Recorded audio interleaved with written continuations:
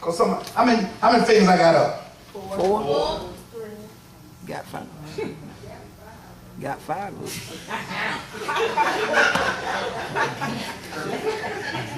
I love it. I'm gonna show y'all 2 illustrations on this. All right. I said, how many fingers do I have up? I said 4. Now, some of you looked at my hand, and some of you said 4. My mom said you got 5 fingers, but you got 4 up. But in the back, Gwen said, I can't see. Come on. I want to show you this right here. You got some folk in the church who looking at the same thing, and you come up with 3 different answers. All right. All right. All right. All right.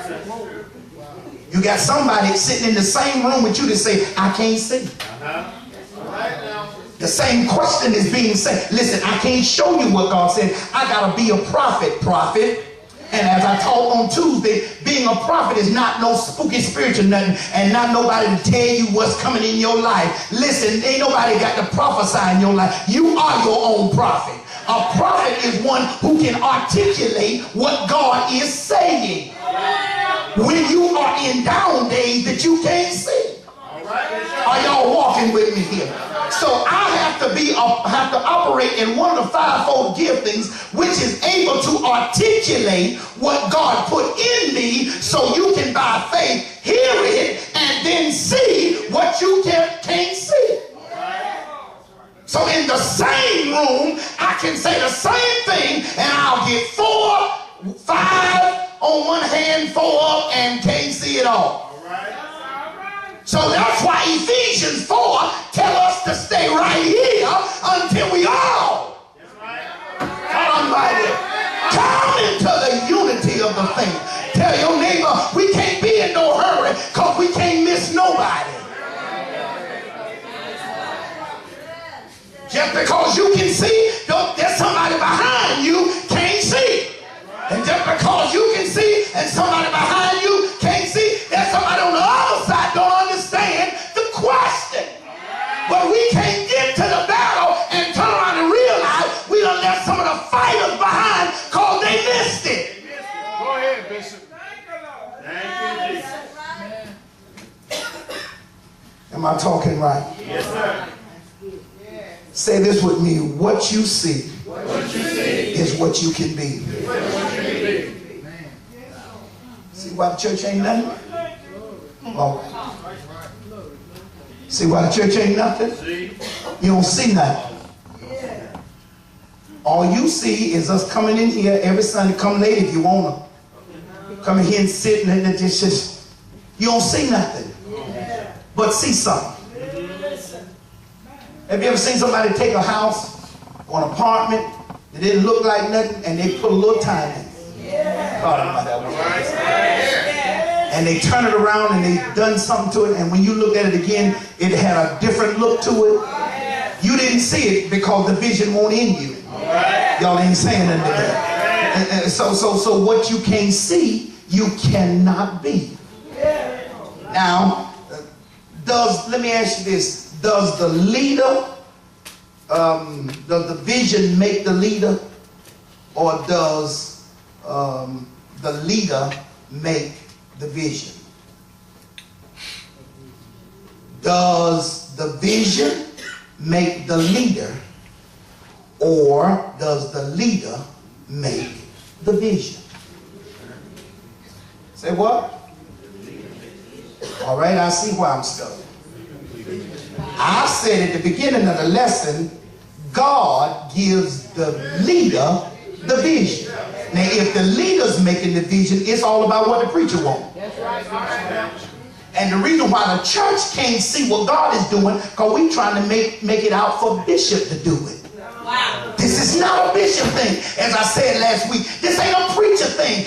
God gives vision. And it's up to the preacher to carry out what God gives him. Here's the best way I can say it. God gives me potential. And what I give back to God is what I do with potential. That's right. That's good. That's good. Am I making any kind of sense today? But as I said earlier, what I heard over here on the right, many of us can't deal with word. That's why you sleep now.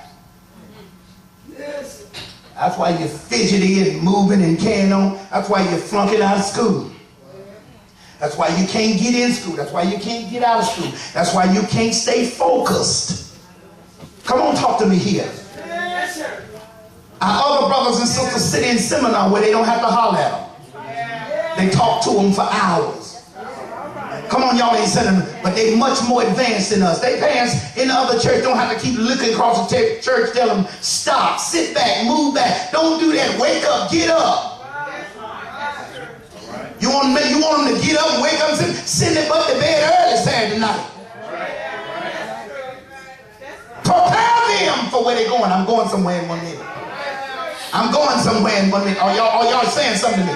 Watch this. We cannot deal with word. We deal with, all right, we walk by faith and not by sight. How many folk believe that? That's what the word says, but we don't do it. That's true. Huh? We don't believe that, because that's a word. We are constantly prophets looking for a prophet to validate that word so we can believe it. You let a prophet come in here, we'll pack out the church. But let a teacher come, y'all will sit and look like it look. The Bible didn't say we perish for the lack of validation.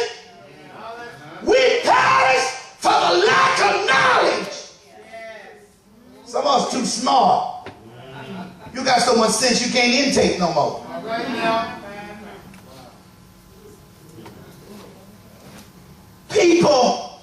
People live off of what they see. Write this down. I was studying the other day.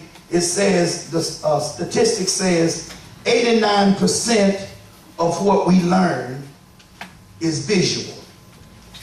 89% of what we learn is visual. 10% is auditory.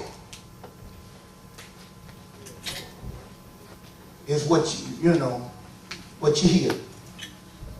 And 1% come from your other senses. 89% of what we know is what we done seen. 89% of what you're doing is what you've seen somebody else do. 10% of what you're doing is what you've heard. 1% of what you're doing is what your senses have said to you. Now, 89% that is what you are doing is what you have seen. You got to guard what you're looking at. That's good. That's good. If 89% of what I'm doing has to deal with what I'm looking at, I need to watch what I'm watching. Right.